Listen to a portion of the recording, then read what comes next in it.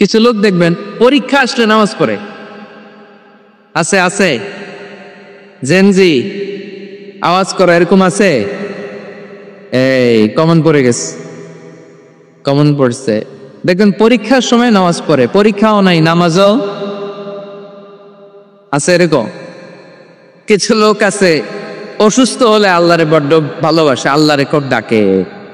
অসুস্থ হইলে অসুস্থতাও নাই, আল্লাহ স্মরণও নাই। দেখুন কিছু লোক নির্বাচন আসলে খুব আল্লাহ আল্লাহ হয়ে যায়,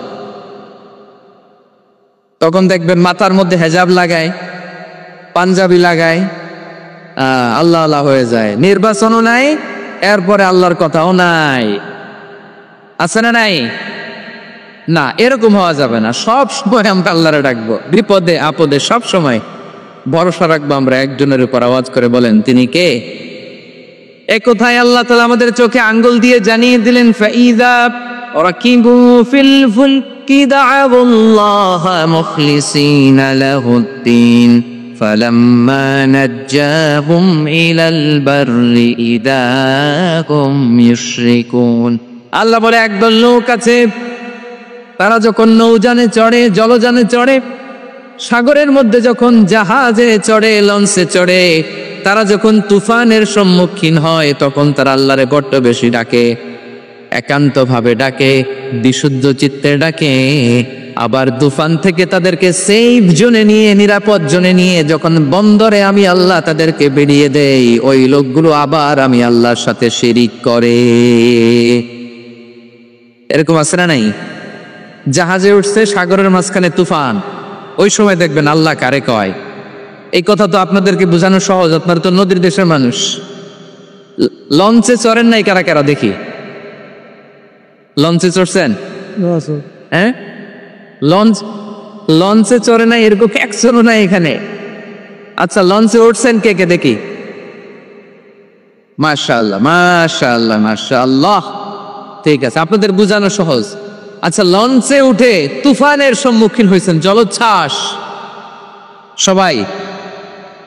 মাশাআল্লাহ। তো এই ওয়াজ তো আপনাদের মুখস্থ, ঠিক কিনা বলেন? আমার বলার দরকার নাই, বলেন। মাঝ নদী, তুফান, জলোচ্ছ্বাস, জলের মধ্যে উচ্ছ্বাস, ঢেউ, টর্নেডো, সাইক্লোন, মেঘের ঘনঘটা, পরিবেশ ঘুটঘুটে অন্ধকার, লঞ্চ একবার এদিকে আরেকবার ওইদিকে, ভিতরে কি অবস্থা হয় বলেন তো? হ্যাঁ, তখন মুসলিম আল্লাহর ডাকে, হিন্দু আল্লাহর ডাকে, ঠিক কিনা বলেন? আস্তিক আল্লাহর ডাকে, নাস্তিক আল্লাহর ডাকে, ঠিক কিনা? লঞ্চের ভেতর, স্টিমারের ভেতর কান্নারে রোল পড়ে যায়, চিৎকারের রোল পড়ে যায়, সবার মুখ দিয়ে শুধু একটা আওয়াজ, লা ইলাহা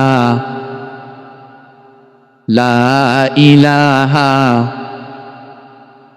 লা ইলাহা সুবহানাল্লাহ আলহামদুলিল্লাহ লা ইলাহা।